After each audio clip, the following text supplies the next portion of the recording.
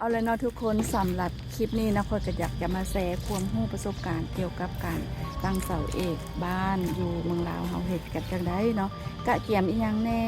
ยากง่ายคือจังไดเนาะสบายดีทุกคนสบายดีเด้อมื้อนี้เป็น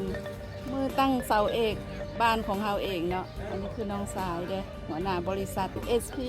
หัวหน้าบริษัท SP เด้อนี่เห็นว่าพวกเขาจีบกันมาโดนเติบแล้วเนาะแต่ว่ามื้อนี้ก็เลยว่าตกลงปลงใจเนาะ เอกอีหลี ได้ มื้อ ล นี้ ง นะ เสาเอกอีหลีมื้อนี้ ก็ นะ สิประมาณนี้เลย เออ พิธี นี่ตอนนี้เฮากำลังกะเกียมเนาะสำหรับข้อยเองเนาะกะบ่เคยละหีดให้มองละคองให้เศร้าขั้นตอนในการเฮ็ดนี่ครับบ่ได้ยากเนาะขั้นตอนในการเฮ็ดก็คือเริ่มจากการย้ายเจ้าแม่ธรณีเนาะเจ้าเพราะว่าคนลาวเฮานะมีความเชื่อว่าอยู่ในพื้นดินนี่นะจะมีเจ้าแม่ธรณีสิงสถิตอยู่ เจ้าที่เจ้าทางเจ้าดินเจ้าดอนแม่ธรณีเพื่ออยู่ใต้พื้นบาดาลอันนี้ลูกเต้าลูกหลานจะยับหน้าใส่ช่วยออกไปอยู่นอกอยู่นะขอให้ไปอยู่คนเด้อแล้วเบิ่งลูกเบิ่งหลานจะปลูกงานปลูกสันสามหลังตัวแถวอยู่วงนี้ เป็นใจกลางนี่แหละแล้วให้เบิ่งลูกเบิ่งหลานอันนี้เพิ่นสิปลูกงานปลูกสันที่แล้วมันสิเป็นบ่อนที่เปื้อเปื้อนแต่ลูกหลานเฮ็ดเปิดสร้างย่างบ่งามแต่ถึกเพิ่นดันถึกพ่อถึกแม่ถึกเจ้าที่เจ้าทานมันจะให้ยับหน้าใส่ช่วยออกก่อนท่านแล้วเพื่อนแล้วสารแล้วเนี่ยค่อยว่ากันใหม่เลยก็ได้ที่ให้ขอออกก่อนเด้อบ่ให้คล้องให้ขาบ่ให้ขัดบกกดเจอเด้อบ่ให้เฮ็ดให้ลูกให้หลานวิจัยได้ซะ สาธุนี่เด้อหัวหน้าบริษัทคนรอนี่เห็นบ่ ทั้งร โอ้ อทั้งขับ เห็ดขากหลายเอ้าเพิ่นกาเกียมมานี่ อันนี้อีหยังก็อันนี้นะ ล้อเงินล้อคำแล้วบ่นี่ รอเงินรอคำแม่นี่ นี่เป็นล้อเงิน รอเงิน ล้อค รอคำอันนี้นะ ำคำ อันนี้ คูณ อันนี้เสาเอกเสาค่ำเสาคูณ เสาคูณแล้วบ่นี่ นี่เด้ต้นกาละพึกษ์เนาะที่จะให้ครูบาอาจารย์เพิ่นอันนี้ก็เป็นก่อฝ่ายมงคลก่อนจะถึงพิธีพวกเราก็จะต้องได้เกี่ยวก่อฝ่ายมงคลอ้อมหอบดินที่เราจะปลูกสร้างกันไว้เนาะใส่ซ่อนเงินซ่อนคำใส่ตักเงินตักคำและตักความโชคดีมั่งมีสีสุขอันนี้ก็จะเป็นกระทงเก้าห้องเนาะกระทงหน้างัวอันนี้จะเป็นเครื่องค้ำของคูณที่เราจะเอาลงอยู่ในเสาเนาะจะมีหินสะหินทองหน้าหินคำหินเงินแล้วก็มีเงินบาทเงินเหรียญต่างๆแผ่นเงินแผ่นทองแผ่นทองหน้าแล้วก็มีแก้วเพชรนินจินดามีไม้มงคลเก้าชนิดมีพามงคลเนาะแล้วก็มีหมากไม้เก้าชนิดเนาะมีเทียนขันห้าต่างๆ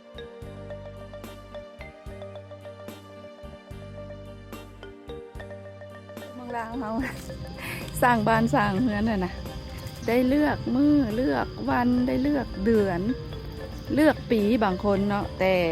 ส่วนใหญ่แล้วปีนี่บุคอยซีเรียสปานใดเนาะปีใดก็ได้แต่ว่าวันกับเดือนมันมีความสำคัญเลยวันที่ดีนี่นะควรปลูกนี่นะมันจะมีวันจันทร์วันพุธวันพฤหัสวันศุกร์เป็นวันที่ดีในการปลูกงานปลูกสารเนาะตามความเชื่อเนาะอันนั้นเป็นวันดีวันนี้วันที่ห้ามปลูกเฮือนนี่เด้อมันจะมีวันเสาร์วันอาทิตย์วันอังคารนี่เนาะวันอังคารนี่เพิ่นห้ามย้อนว่ามันเป็นวันแข่งนั่นเองนะทุกคนเนาะ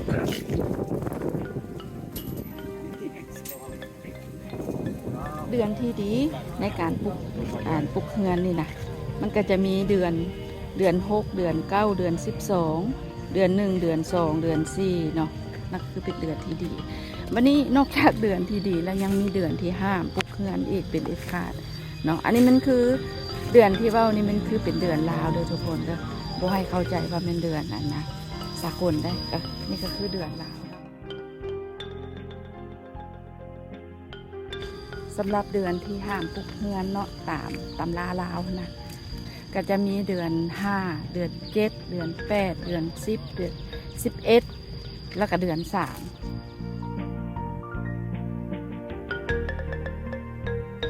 หลังจากแล้วว่าเฮาได้มือได้วันได้มืองามยามดีแล้วเฮ็ดพิธีและบาดนี่อยากจะได้น้อยได้ใหญ่ซ้ำใดอยากเฮ็ดธรรมดาก็ได้เอา3เท่า4แก่มาเอิ้นมาขอบมากล่าวก็ได้เส้นเดียวกันเนาะแล้วแต่ความสามารถแล้วแต่ความเชื่อแล้วแต่ความสบายใจของงานนั่นเองเนาะสำหรับค่อยเองก็เฮ็ดธรรมดาเนาะเอาแต่ญาติพี่น้องที่สั้นจำแล้วก็หมู่คู่ใกล้ชิดมายกเสาเป็นสิริมงคล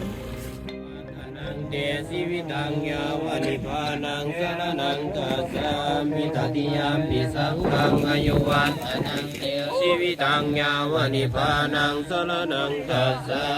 มิสัมพุนเตอาคาวังเตสังธรรมันจาสังขันจาอันตะเลนะนามามิอังนามกาลานุภาเวนะอันตวาสัพเพอุปาทเวอเนกตุปิกาสัพพุตันติเวตัมปะยังทิปมันตาลาทาเปสิปาริตันตัมปะนาบาหิปะหุเทวามโนสัจจมังคลานิอาจินจโยอากังคามานังโสตานังปุหิมังคลังอุตตมังอาเสวัน ตั้งเสาเองนี่นะจะเฮ็ดในตอนใดดีเนาะสิเป็นตอนเศร้าบ่หรือสิเป็นตอนแรงอันนี้นี่เพิ่นก็ว่าบ่สำคัญปานใดเนาะตามถามครูบาอาจารย์ศิลวัตรเพิ่นก็ว่าเวลานี่ค่ะส่วนใหญ่บางคนที่ว่าเข่งครัดแท้ก็เฮ็ดตอนเศร้าเนาะตอนเศร้าบางคนก็เฮ็ดตอนแรงคือค่อยนี่ก็เฮ็ดตอนบ่ายเฮาไปนิมนต์ครูบาอาจารย์นี่นะเพิ่นสะดวกยามใดก็คือว่ายามนั้นเป็นยามดีหั่นแหละฮอดมื้อมาก็มาทำพิธีตามขั้นตอนไปตามพิธีการเพื่อนนั่นแหละเพื่อนจะมีสูตรทอดมีสูตรมงคุนมีอย่างต่างๆนะเขาก็ไปตามเพื่อนนั่นแหละก็มีการหยาดน้ำเนาะบอกกล่าวเจ้าแม่ธรณีบอกกล่าวเจ้าถิ่นเจ้าฐานอะไรหยาดน้ำหยับย้ายไส้สวยเพื่อนออกไปลูกหลานมาเฮ็ดมาสร้างมาก่อเงินก่อซานบ่ให้ของให้ค่าอันใดให้ตลอดปลอดภัยให้สำเร็จผมจบงานอย่างนั้นก็ว่ากันไปเนาะเดี๋ยวเขาก็มาค้ำมาคูณเด้อมื้อนี้นะขอบคุณขอบใจเด้อนี่สิใส่บ้านนี่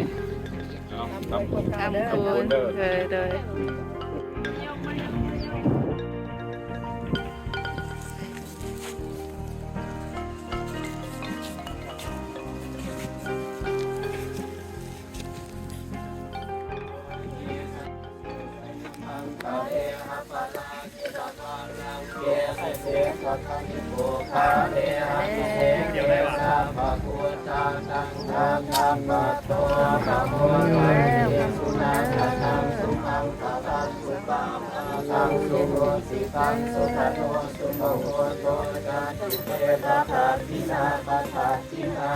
คุณผู้ว่าพันตาเกมาหาคิ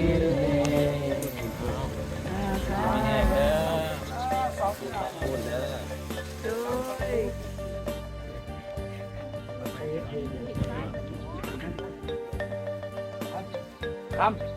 ปูนก็ได้เอามาเลยเอาปูนมาเลยก็เอารถมาละ ได้ไปยังได้ อ้าววันนี้นะขอให้ขึ้นยงลงอย่างเดียวเด้อเสาร์นี้เด้อ ค่ะเด้อให้ดีๆคักๆเด้อ หากฐานมันแกงเงินซานมันคงเด้อ หัวหมอเนี่ย บ่พิสูจน์ได้มื้อนี้พายุลมแดงมานี่พิสูจน์เด้อพิสูจน์ความแข็งแรงเด้อ ตามาเต้นนะมันจะยุ่งเก้าใช่ไหมครับแข่ง ทำลายแหงเลยมันคนละเสารถดึงไว้ไปทั้งคนทั้งเสา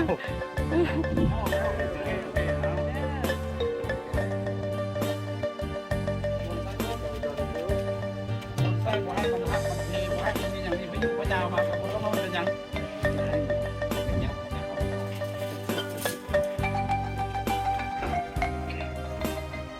ส่วนเงินส่วนคำลงให้แน่คำคูณคำคูณเล่มนี้นะเอาแม่ผู้ใด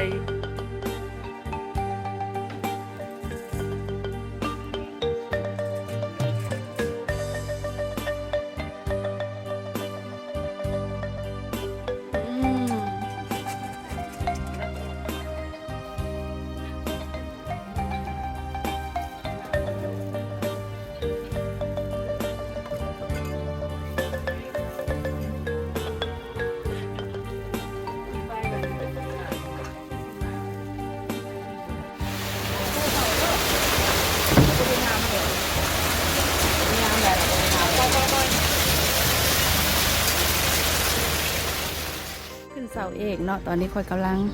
ขึ้นตั้งเสาเอกเฮ็ดเฮือนเนาะให้คนเสาเนาะอยู่ที่บ้านนี่แหละเนาะตอนนี้ก็กำลังกะเกียมพิธีอยู่เนาะแนะนำตัวเองในอันใดบริษัทนี่นี่เด้อผู้ใดสนใจอยากสร้างบ้านสร้างเงินนี่เด้อหัวหน้าใหญ่เด้อนี่เด้ออันนั้นนี่อันนี้ก็เจใหญ่ได้นี่นะเดี๋ยวบอกเจใหญ่เด้ออันนี้ทีมงานบริษัทอลิสาเนาะก่อสร้างบ้านงานเฮานี่แหละเด้อนี่วิศการใหญ่เนาะอันนี้ใหญ่อีหลีเนาะใหญ่สมชื่อวิศการน้อยอันนี้วิศการน้อยนี่ทีมงานเพิ่นนี่มาสวยเนาะอันนี้จริงบ่มาสวยในการจัดแจงจะให้ทุกคนเบิ่งเลยว่าพิธีในการ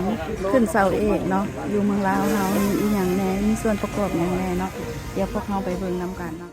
แล้วกระทงเก้าห้องเครื่องลอยสาวเพิ่นครบถ้วนเลย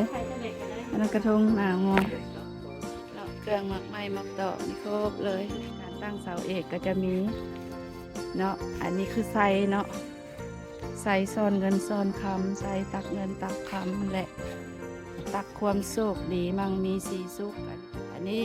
จะเป็นเครื่องค้ำของคูณที่เราจะเอาลงอยู่ในเสาเนาะจะมีหินทองหน้าหินคำหินเงินแล้วก็มีเงินบาทเงินเหรียญต่างๆแผ่นเงินแผ่นทองแผ่นทองหน้าแล้วก็มีแก้วเพชรนินจินดามีไม้มงคลเก้าสนิทเนาะแล้วก็มีทั้งข้องเงินข้องคำกระดิ่งเงินกระดิ่งคำเนาะแก้วเพชรนินจินดามีครบอันนี้กระทงหน้างัวเนาะและอันนี้กระทงเก้าห้องเครื่องร้อยสาวกันว่าแล้วก็มีหมักเบ่งหมากไม้เก้าสนิทเนาะมีเครื่องสังฆทานสำหรับให้ครูบาอาจารย์เนาะอันนี้พ่อใหญ่ทอดอันนี้นะอันนี้เจนุกอันนี้เจนุกโอ้โหเจบอกโอ้สาวนุกน้องสายน้องไผ่ก็มาเอ้ยไผ่เอ้ยใหญ่อันนี้ลูกชายเด้อนี่ลูกชายโกโก้อันนี้อายใหญ่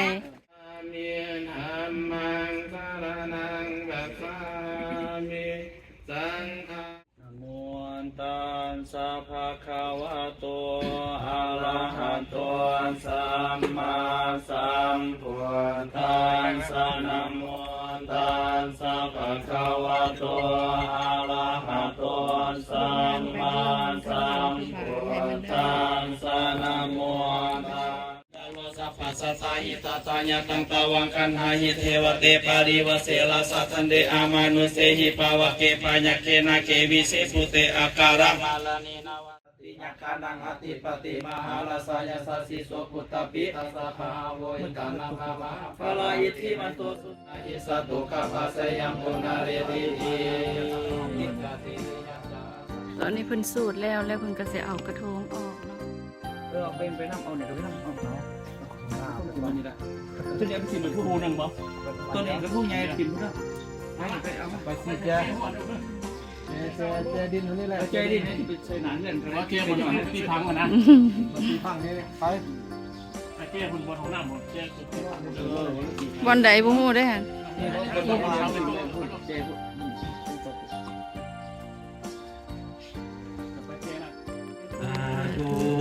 สาธุสาธุอนุโมทามิสัมพุทธัสสะนะโมตัสสะภะคะวะโตอะระหะโตสัมมาสัมพุทธัสสะตานาสัตตะสหัสสานิสังคัสสะนะมาริเกเตระคันตุสุระคันตุสาธุนามิเตสัมมัตตสัสสะสานาสัตตะสหัสสานิสังคัสสะนะมาริเกเตระคันตุสุระคันตุบ่อนงงแงงห้อยทองเงินทองคำนี่เอาเนาะบ่อนคำบนเอาบ่อนคำบนคูณอันนี้แล้วมันเอาอยู่นี่เนาะเลยเอาอยู่หั่นแหละบนคำบนคูณน่ะบ่อนนี่แหละเอาบ่อนนี่แหละบ่อนซูยูทรงกินเย็นนะใหญ่มาบนคำบนคูณให้ละเอาสาวได้สาวเอาเด้อสาวห่างสาวมีเด้อปัมมานาดีสุนาคตังปัมมานารังสุปาปาตังสุโมทิป้องเดียวกันเด้อเอาอยู่เด้อ มาไม่เลยไม่จะฟ้าป่าเต่าไปเบื้องนั่น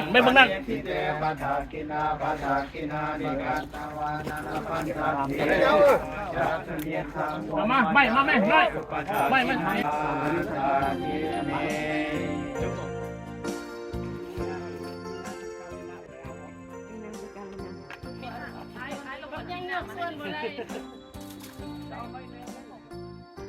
หลังจากว่าโอเคพิธีทางศาสนาสำเร็จเสร็จสิ้นแล้วเนาะบางคนก็จะมีข้าวปุ้นข้าวปาดเนาะเฮ็ดอาหารการกินมาต้อนรับขับสู่ญาติพี่น้องแล้วก็บรรดาคนงานที่มาตั้งเสาเอกในมื้อนั้นนั่นแหละพากันกินอาหารกันสังสรรค์กันเล็กน้อยเนาะเพื่อให้เป็นสิริมงคลกับเสาเอกงานหลังนั้นให้ค่ำให้คูนะกันได้บัดกินข้าวปุ้นข้าวปาดกันได้บัดนี้ มาเด้อด้วยละ10,000เด้อ เปิดโรงทานได้แบบนี้ 15,000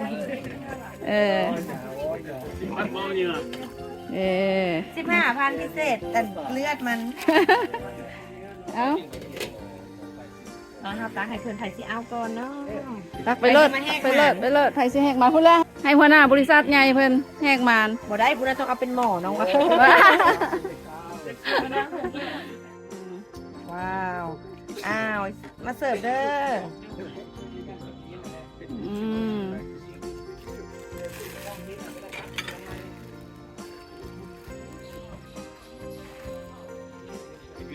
นะ แบ่งมาตักน้ำไปลูกไหม นั่นก็คือพิธีตั้งเสาเอกอยู่เมืองลาวเฮาเนาะที่ค่อยประสบพบพ่อมาตามประสบการณ์ของค่อยเนาะก็อยากมาเล่ามาแชร์ประสบการณ์นำหมู่คู่แล้วก็เพื่อนมิตรสหาย FC ทางภายในและต่างประเทศให้เบิงให้สมน้ำกันเนาะและอยู่บ้านเจ้าเมืองเจ้าเด้เฮ็ดคือกันนี่บ่เนาะพิธีตั้งเสาเอกเฮ็ดเงินเฮ็ดศาลเฮ็ดคือกันนี่บ่หรือจังไดเนาะกะมาโอลมกันมาแลกเปลี่ยนความคิดความเห็นนำกันได้เด้อ